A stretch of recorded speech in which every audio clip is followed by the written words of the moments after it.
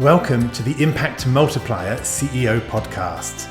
If you're a chief executive or if you think like one and you want to create exponentially greater impact, then this show is for you. My name is Richard Medcalf, founder of Xquadrant. I coach some of the most successful and impressive CEOs and executive teams on the planet and help them achieve even more extraordinary results. Because no matter how successful you've been in the past, there's always a whole new level of impact available to you. So, if you're ready to play a bigger game than ever before, I invite you to join us and become an Impact Multiplier CEO. Hi there, welcome back to the Impact Multiplier CEO podcast. I'm Davina Stanley and I'm here today with Richard Medcalf to talk about his new book. Hello, Richard. Great to have you again. Yeah, hi, Dav. It's great to see you again. Looking forward to getting back into the discussion again with you. Absolutely wonderful. I love your book. I said that last time and I'll say it again. So tell us. I'll give you the check later. Don't worry. Oh, dear. Look, I just think that the whole idea of making time for strategy is essential. Making time for everything that's important is hard, and you've got such really good practical ideas for it. So, look, why don't we dive in? So how do you free up ourselves, or how do we free ourselves up from the operational, that busyness that we all get caught in? Yeah. So first of all, it's a question I often get asked as I'm working with executives who are trying to next level their own results and their organizations. They do say, look, I need to get more strategic out of the operations. How do I free myself up from the operational details? And I have to tell them, I'm afraid you can't. At that point, they kind of look at me and they're like, well, hang on, Richard, I thought you could help me with this. And so I tell them this. Yeah, it tends to stop them in their tracks. But I tell them a story. A previous interviewee actually on this podcast mentioned that he had become a delegation expert overnight. And I said, well, that's interesting. How did you do that? He said, well, my wife became seriously ill and she went into hospital. And so I dropped everything, delegated everything, and focused on her. Obviously, that's the most important thing. That's what I had to do. So all the excuses went out of the window. All the reasons that we give ourselves for why we can't possibly delegate went out the window because he had something really, really important to focus on. Yes. And so what I love to say to people is, look, it's really, really hard. It's practically impossible to free yourself up from operations. But it's actually quite easy, surprisingly easy perhaps, to free yourself up for something more important. So the point is here that often we don't know really, what are we going to do if we have an extra 10 minutes, an extra hour, an extra day in our week? Yes. What are we actually going to do with that, right? Well, how are we going to create value? Why is it so important for us to have this time? What is it that we would really do that would make us go, hell yeah? And so that's the most important thing. The reason most people get stuck in the weeds is because they don't actually have that clear understanding of their highest value activities, the most strategic thing for them to be doing.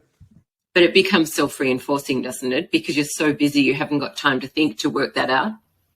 That's the infinity trap. That's what we talked about last time. Exactly. The infinity trap is that we're running so fast. We feel we're doing what's important, but we haven't really taken the time to step back and think what would be even more important. So how do you work it out? How do you work out what's the most important thing? Well, there's a few ways of doing it. I'll give you a couple of ideas. The first one I want to say is identify for yourself what are your highest value activities. And what I mean by that is, what are the things that you find fascinating, motivating, super valuable, perhaps for the organization? So it's a question of like your own engagement with it and actually the external value that it creates for your different stakeholders. In other words, put it another way, when you are doing something at work, what are those moments when you're like, wow, that was an hour really well spent, or that was a day where I really knocked it out the park, or that was a, if you look back, perhaps looking back in the rearview mirror, what was that moment or that day or that thing that you did, which was a game changer for you in the past? For example, for me, if I look back, one of the things that I did in my early days when I was at Cisco was I took some work that I had done at a customer and I transformed it into a piece of thought leadership that could be kind of discussed and explained to anybody, to anyone in the market, any customer. And that piece of work, nobody asked me for, but that kind of piece of content creation and really drawing out key insights was a game changer. For me, it kind of put me on the map. I was invited into customer meetings all around the place. I invited to speak in customer forums, etc., because I created this thing. And so I realized that creating content is one thing that I'm really good at. It's a high value activity for me. It's why I write a book, right? It's why I do the podcast, or how I engage with my clients. So for me, creating content is one of those high value activities. Another one for me is connecting with high level leaders. And then another one for me is what I call coaching, which is really just working with people one-to-one or in a small group to help push their thinking. And so for me, those ideas of creating, connecting, and coaching are my 3 high-value activities. And interestingly, they tend to form a circle when you find your 3 high-value activities because they tend to reinforce each other. So I've actually got literally on my computer monitor just down here a little sticky note. I can see it right now saying content, connecting, and coaching, right? Those 3 things to remind me those are my high-value activities. I'll give you another example. I worked with the chairman of a very successful telecoms company. He founded the company himself. And when I asked him what his 3 high-value activities were, he thought, and he came up with, if I can remember them all, I can remember at least 2. One was setting vision. Actually, I can remember all 3. One was setting vision. One was engaging with investors. And the other one was championing the social cause and the broader impact that he felt his company could uniquely make. And those were his 3 areas. He said, when I'm in those, I'm in my genius zone. I love it. I'm super credible. I can do things that nobody else in the organization can do. Then I said, how much time do you spend doing that right now? And he was like, 10, 20%. So, okay, that suddenly there is the game changer. If he could move that from 10 or 20% to 30% or 50%, things will start to shift. Wouldn't so that's they? my first piece of recommendation, 3 high-value activities. Yes. And I hear you saying to listen to yourself and note those moments where you think, gosh, that was such fun. I felt so engrossed in what I was doing. I felt such pleasure and reward from doing what I was doing because it felt so fulfilling. So is it also a little bit of, imagine somebody who's fairly new in a role that might not yet have that sense in the new role. Is it a little bit of a, gosh, I wish I could? Is there a little bit of that? Yeah, and so it's a good point. So the first thing actually is the danger with looking back. I think looking back is great because you'll find the themes, but you need to be careful not to just do the things that made you successful in the past. So what you need to do is look at the themes. For example, being highly creative or engaging with people or something. And then you see, well, do I want to turn that into a forward-looking activity, right? Something which is going to help me in the future. Often it's repurposing those same themes, but aiming them at a higher level. So, for example, if you're a great problem solver, well, you probably should be solving your team's problems in your new role, but you should be solving, what's the next level set of problems I need to be addressing, right? How do I up-level those skills? And I think you're right. When you're new in a role, you might not know exactly what those areas might be. So first of all, you have to kind of start to make a hypothesis. One way of doing that is just to say, well, if somebody came in and they absolutely nailed this role, what would they be doing? Like, what would be the 3 most important things where they spend their time? And just getting out your own head rather than looking at your own to-do list and just going, okay, what does it take to be successful in this role? I think will very quickly give you a sense of what those key areas are. Yes. Yeah, no, I can see that. And I think you're right. There's a danger in looking back, although we should build on what we see when we look back, shouldn't we? Rather than just repeating history. And that's so much easier said than done. When looking back, we feel very comfortable because we feel like we've been very successful at what we're doing. And it's very tempting to keep doing that because it's comforting, isn't it? Yeah, exactly. And I think so. These high value activities are half of the equation, perhaps, in terms of where do you want to focus? What are you freeing up time for? The other half is really, what's the breakthrough project? So I call this in the book, I call it your number 1 improvement project. So the idea here is it's an improvement project. So it's actually going to up-level your capabilities rather than just solving the operational issues. So I like to say, what's the one project that would represent breakthrough progress? Or what's the one thing that's going to make everything else easier for you in the next quarter or the next month? What's the capability you need to build, or the risk you need to get rid of, or the person you need to develop? It's another form of capability building. So what is it that's going to help you level up your capabilities? So I'll give you some examples from my own life and business. I guess I could think of 3 over the last couple of years that have been important. Number one is this podcast, right? At one point, this podcast didn't exist. And when I said, well, what's it going to take for me to multiply my impact? This podcast came out as a key thing to do. So it's now happened. We've created it. It's now got over 100 episodes. It's got a following. It's created extraordinary conversations with key leaders for me. It's been great. So that's the one example. Another example is I launched Rivendell, which is my community of high-level CEOs and entrepreneurs from around the world. Again, that didn't exist. And I said, I'm doing lots of work one-to-one. Wouldn't it be amazing if I could bring these high-level leaders together and spark off each other? And we did that, and it's been incredible this year. It's been absolutely incredible. So that's a new capability that we didn't have in the business just a couple of years ago. And then finally, the book. The book it's been a project over the last year. At one point, it didn't exist. And I was like, well, what's a capability? What's an asset that I want to build into the business to serve more people and to avoid having to be me to literally tell people things time and time again? Again, the book came out of that. That's 3 examples of improvement projects that are leveling up. And codifying and synthesizing and finding it easier to help people to make it easier for them to get hold of. And actually, if you look back at them, they link quite nicely to my 3 high-value activities, right? The book is around content, creating content. The podcast has a bit of creating content in there, and it also has the whole connecting with high-level leaders. And Rivendell is around that coaching part, right? Actually delivering extraordinary experiences to people. So you see how these link together. But the difference is one is more of the general focus area, the way you should be investing your time. And then the project kind of crystallizes that into what's something I can actually deliver perhaps in the next 90 days that is going to be an investment of my time that's going to pay off in the future.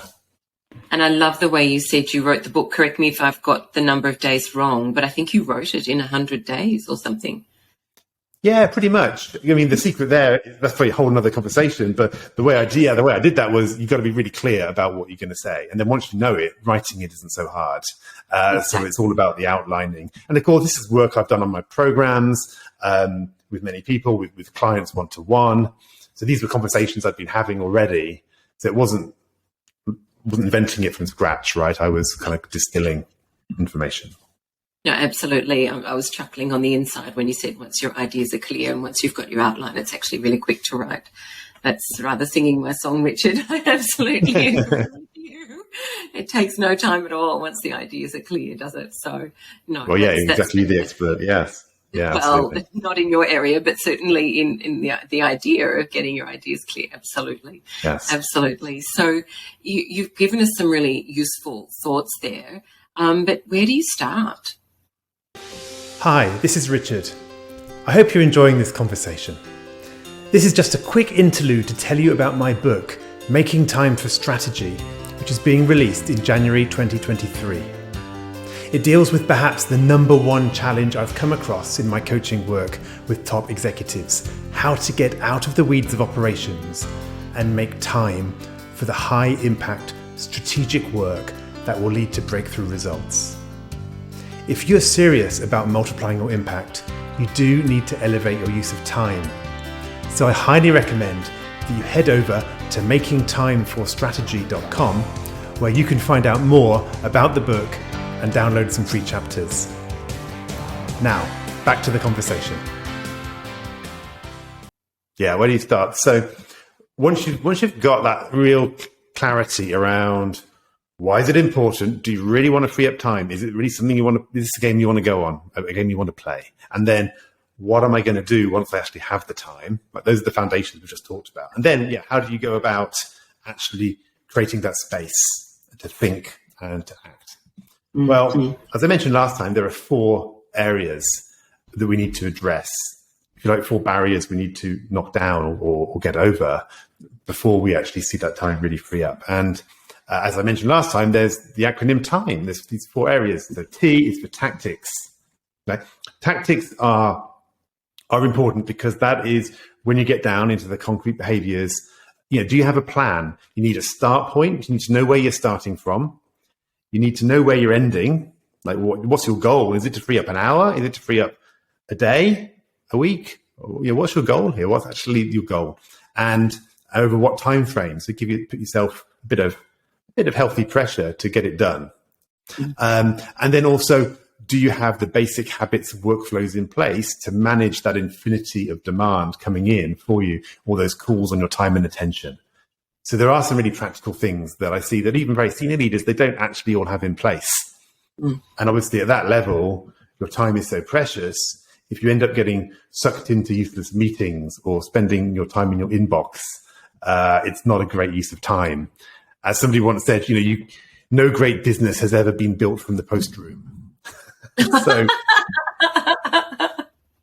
I like that. I haven't heard that before, but it's so true. And we get stuck in our inbox so often, don't we? Yeah, and and there's all these reasons. I mean, I think Napoleon was famously didn't open any of his mail for 3 days or 2 weeks or something like that. I forget now. Actually, I think it was 3 weeks. At a period of time. Yeah. But he just didn't read it because he realized that by the time he opened it, it'd be solved at that point, or most of it would be solved. And things that weren't solved actually did need his attention. Yes. So, yeah. What a great filter. Great filter. Great filter. So this is the tactics stuff, right? So the tactics does help us on making sure we've got the blocking and tackling in place, and it shouldn't be overlooked.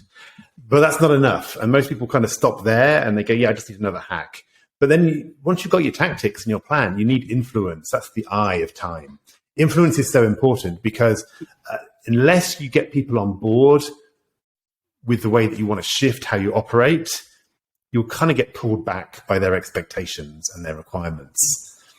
So if you've decided that, that report you write for your boss, frankly, it takes far too much time. It's not really adding that much value. And to be honest, you could deliver the same essential facts in a much shorter document, just to make it up. Then you need to let your boss know what your thinking is around that and why it's beneficial for him or for her, for you to deliver a shorter, more condensed document.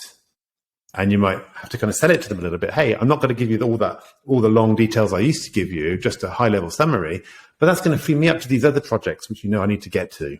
And I think you're still going to get the value. In fact, it's possibly even more valuable because you're not going to have to read as much. So you need to kind of sell what you want to do differently to your senior stakeholders, to your peers, and possibly even to your reports. So the influence part we get into is, are you having the difficult conversations, or they might not even be difficult, but just the critical conversations? Are you having those key conversations with the right people to be able to level up how you use your time? And often that's not happening, and so we get stuck. Yeah.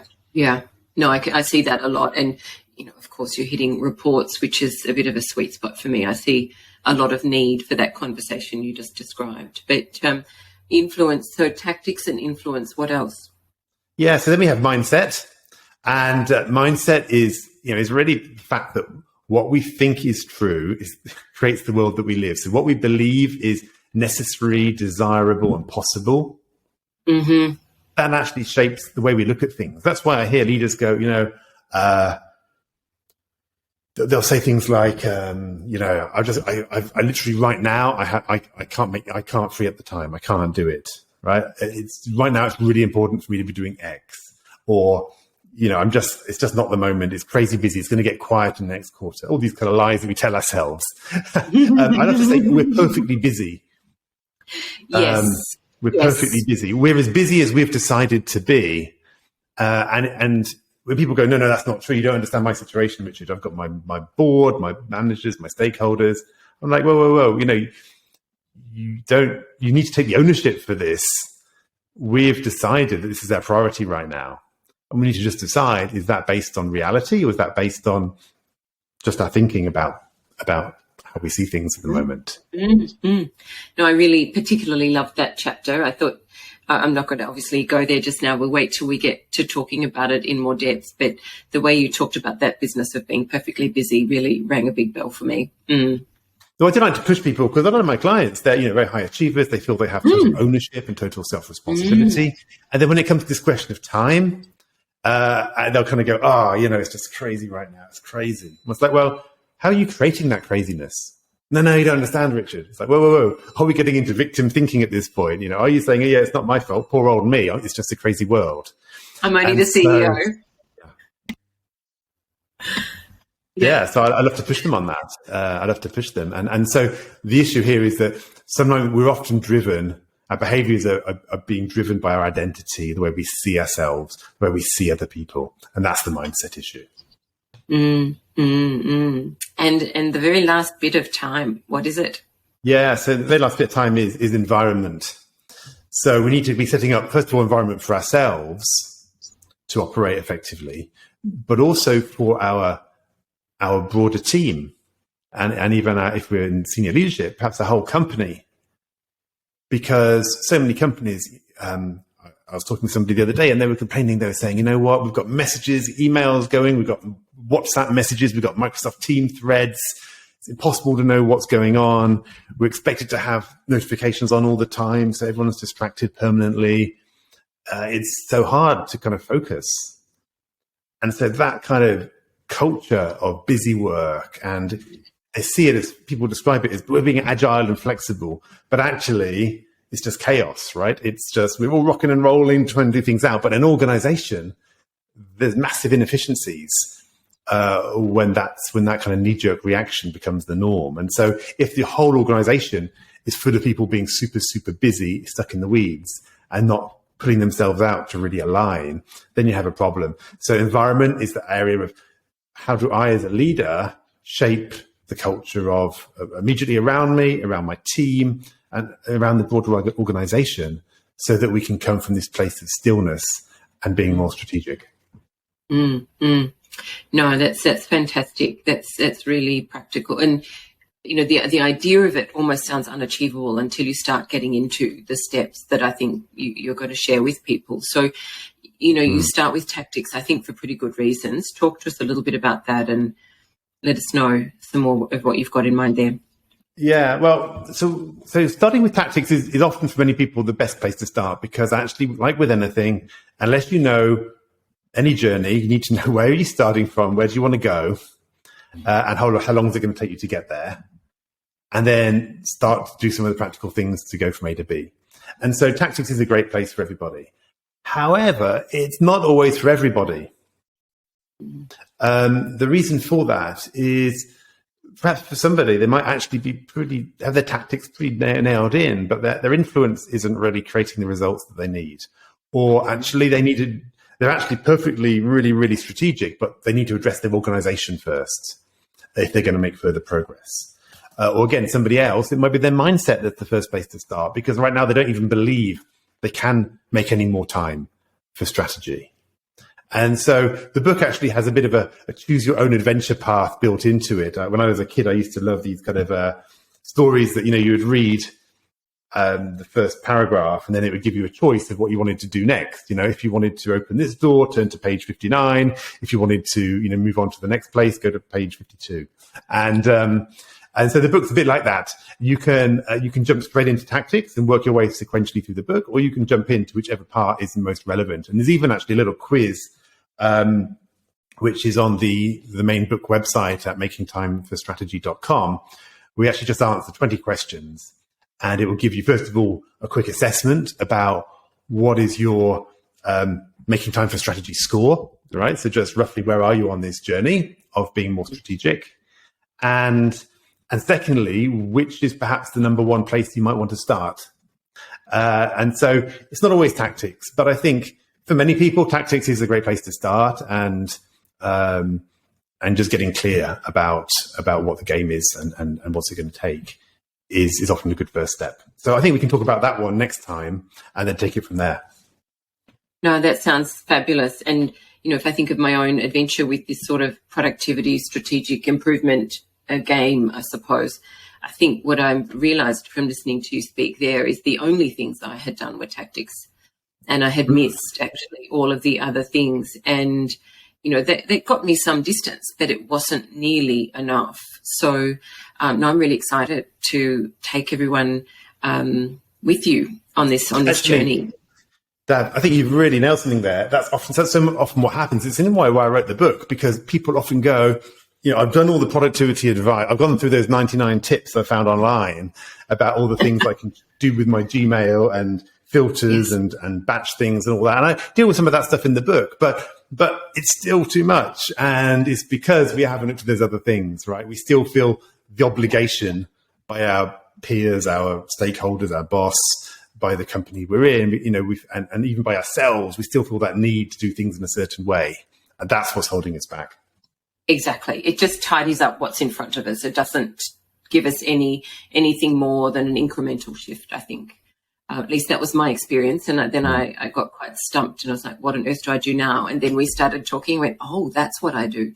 So, and that's probably a good note to segue to the, I guess to close out today's conversation. So if you're looking for the show notes, you can go to xquadrant.com/podcast. And we very much look forward to talking to you again very soon to talk about some more tactics. Thank you so much, Richard. Thanks, Davina. Speak soon. I hope you enjoyed this conversation. Now let's talk about you. When you're in top leadership, when you're in the biggest role of your career, who supports you at a deep level as you lead others? Who helps you multiply your impact and get to the next level? If you're ready to learn more about our content, our coaching, and our community, then visit us at xquadrant.com.